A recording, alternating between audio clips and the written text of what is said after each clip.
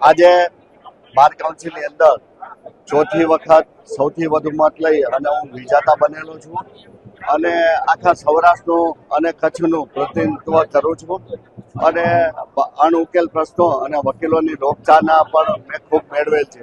આજે આપ જોઈ રહ્યા છો કે રાજકોટની અંદર એક ખુશીનો માહોલ છે અને બધા સાફા પહેરી અને મોટી સંખ્યામાં ભાઈઓ અને બહેનો આજે ઢોલનગરે નાચવાના છે.